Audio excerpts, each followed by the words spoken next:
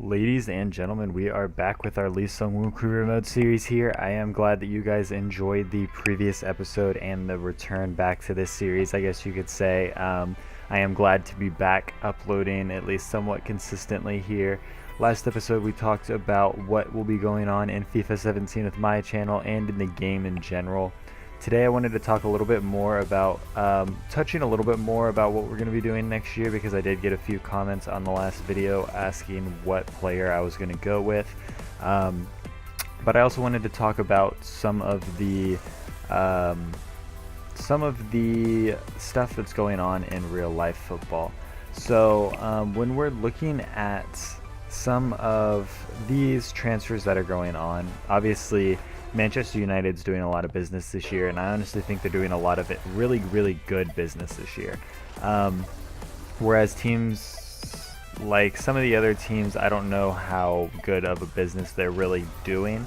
Liverpool, they seem to be spending a little bit too much money on some of the players that they're bringing in. I think Man U's getting a little bit more bang for their buck.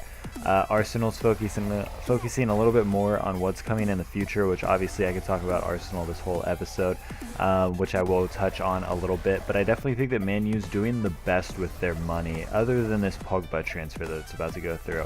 120 mil for a central midfield player.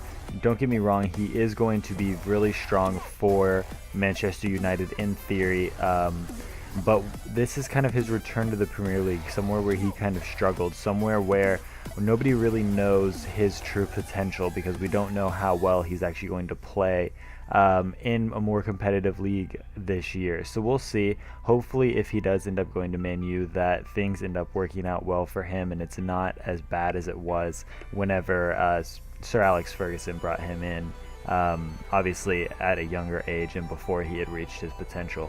But talking a little bit more about Arsenal here, we've signed Rob Holding, we've signed the striker from Japan, we've looked at a couple other players. Obviously, the big one for us right now is Xhaka in our midfield, which right now he looks to be like it's going to be incredible. He had an amazing Euro, so hopefully he can bring that into the team as well.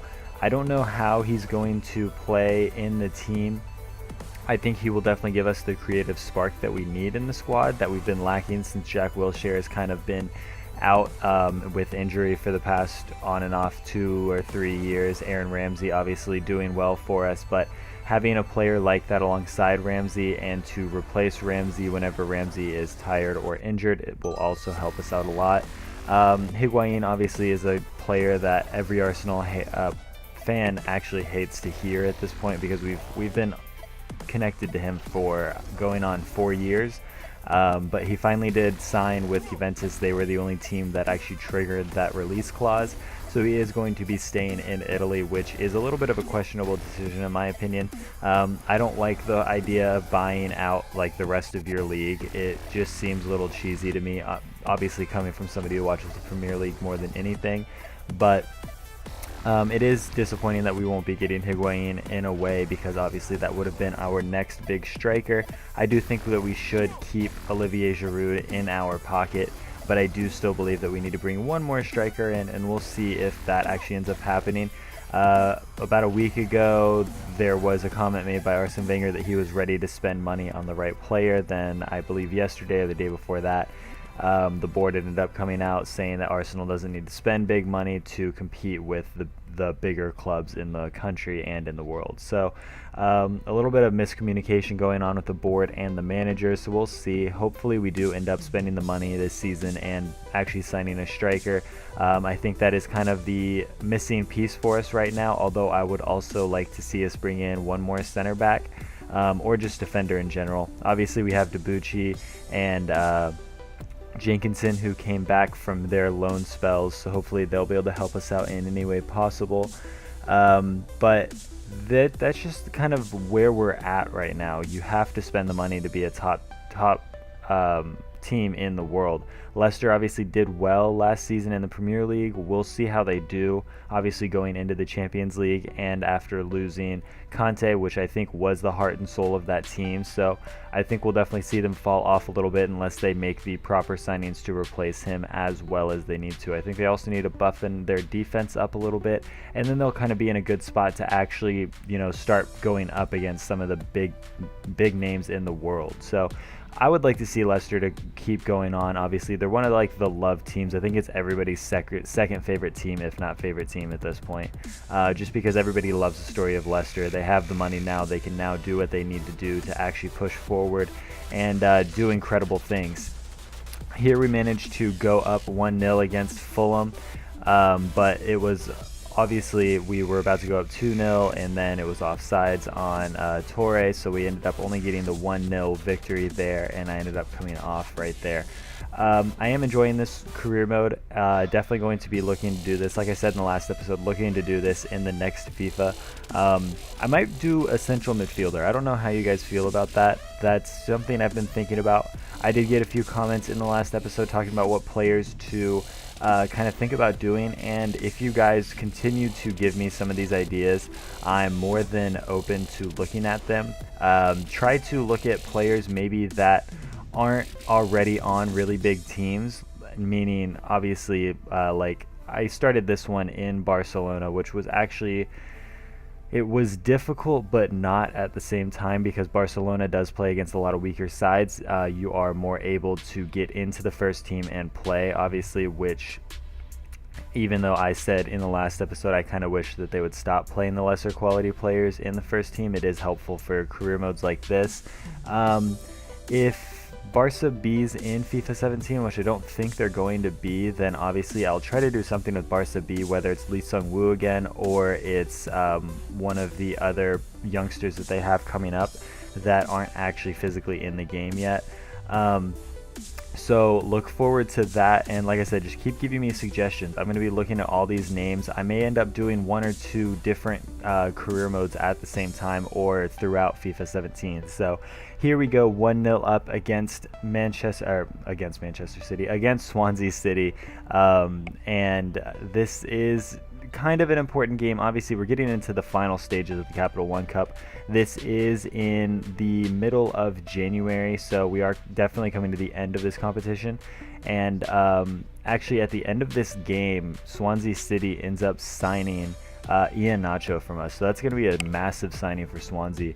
To have him up front with some of their other very quality strikers in this side, they're definitely going to be a team to watch. Definitely not top 4 material at this time, but they're definitely going to be working their way up there in the next couple seasons. Also, what I wanted to talk to you guys about, and you can leave this down in the comment section below, is whether or not you want me to I guess speed up the seasons, maybe show you less games, or just show you literally only the goals of games, and just work our way through this season and just try to pump out as many episodes as possible of this career mode, so that we do end up maybe in 2020 or 2021 by the time FIFA 17 comes out, just so that we don't have any loose ends, hopefully by the end of this career mode. Maybe moving into another club in the next year or so would also be an option.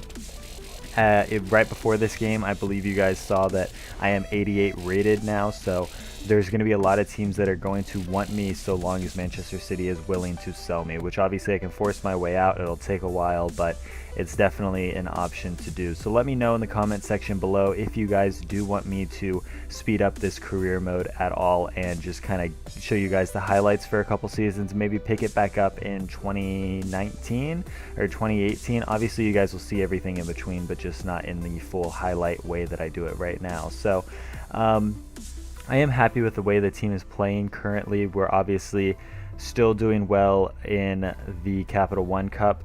We are out obviously of the Champions League, and I believe into the Europa League, and then we ended up losing that. So actually I'm not sure if we lost in the Europa League yet. This whole series is backwards to me right now because it's been so long since I've actually played it. But obviously doing well in Capital One Cup so far until this moment right here where Swansea just started breaking us down a little bit. Obviously, there's not much I can do. I'm sitting here watching players, just trying to tell my players where to get into position and not leave players open. But they were just incredibly patient, just worked their way around a very tired Manchester City team. We get the ball back from them right here, but nobody on our team was really had enough energy to actually make sure that we could keep the ball away from them. So we ended up going and park the bus right here well on defense, which is something that I always hate doing, is changing tactics while you're on defense and whenever it's a counterattack, because your whole team tries to change position and somebody gets left open. And right there you see we end up leveling the game at 1-1, and I end up coming out of the game because the manager pulled me. So if you guys did enjoy, make sure you like, comment, and subscribe, and until the next one, I'll see you guys later.